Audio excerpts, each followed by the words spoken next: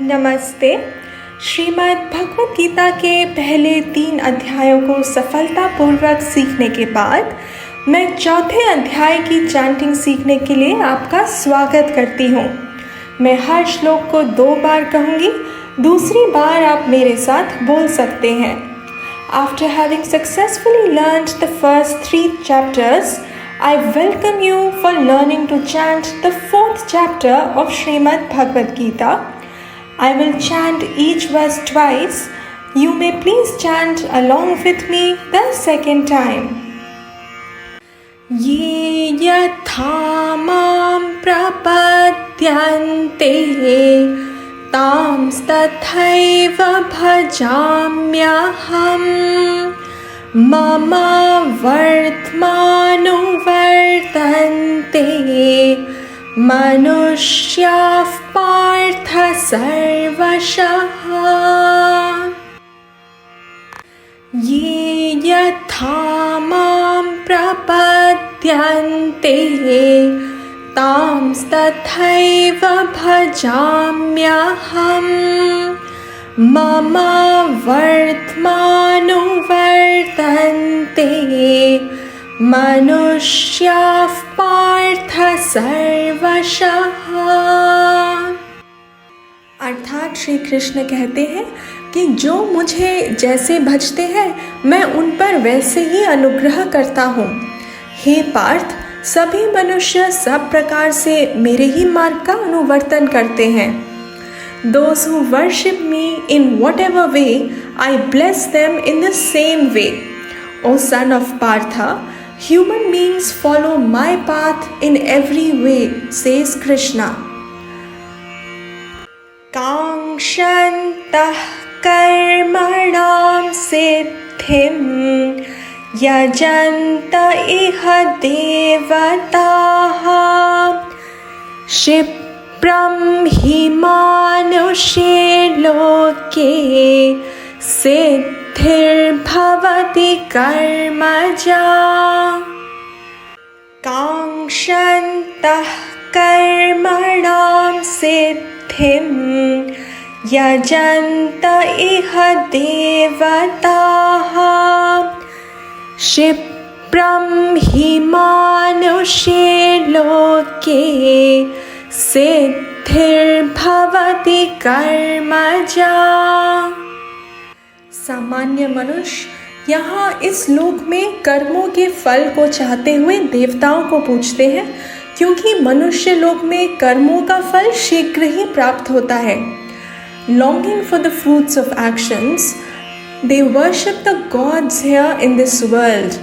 For in the human world, success from actions come quickly. चातुर्वर्ण्यं मया सृष्टं गुणकर्म विभागशः तस्य कर्तारमपि मां वेद्य कर्तारमव्ययम्।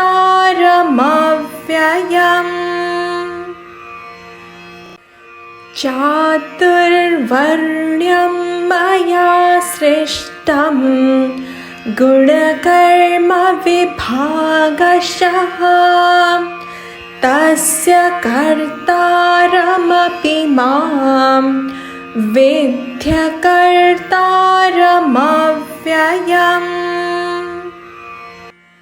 गुणों और कर्मों के विभाग से चातुर्वर्ण्य मेरे द्वारा रचा गया है। यद्यपि मैं उसका कर्ता हूँ, तथापि तुम मुझे अकर्ता और अविनाशी जानो। The fourfold grouping of people, a division based on duties and qualities, was created by me. Even though I am its author, know me to be ever non-doer and changeless. अब यहाँ यह ध्यान रखना बहुत महत्वपूर्ण है कि इस श्लोक में श्री कृष्ण स्पष्ट रूप से कहते हैं कि विभाजन को कर्म यानी कर्तव्यों और गुणों के आधार पर कहा गया है, न कि जन्म यानी जाति के आधार पर। अंतर्निहित एकता के आधार पर टिकी हुई वैदिक दृष्टि ने कभी भी समाज में समूहों के बीच भेदभाव करने का संदेश नहीं दिया है। जैसा कि कुछ लोगों द्वारा गंभीर रूप से गलत व्याख्यान किया जाता है, बल्कि सनातन वैदिक दृष्टि में सभी समावेशी हैं। यह केवल दयालुता से स्पष्ट और आकस्मिक मतभेदों के परे अंतर्निहित एकता को जानने के लिए सबको उचित मार्गदर्शन कर प्रेरित करता है। Here it is very important to note that in the verse Shri Krishna clearly says that the division is said to be based on duties, that is karma, and the qualities, that is guna, and not by birth or jati at all. The Vedic vision, resting on the very premise of the inherent oneness, has never intended to discriminate between the groups in society as gravely misinterpreted by some people. Rather, being all inclusive in its vision, it only compassionately guides and leads one and all to know that inherent oneness beyond these apparent and incidental differences. Namang karmani limpanti na me karma phale spriha iti mayo bhijanati karma bhirna sabadhyate. Namang karmani limpanti na me karma phale spriha iti mayo bhijanati karma bhirna sabadhyate.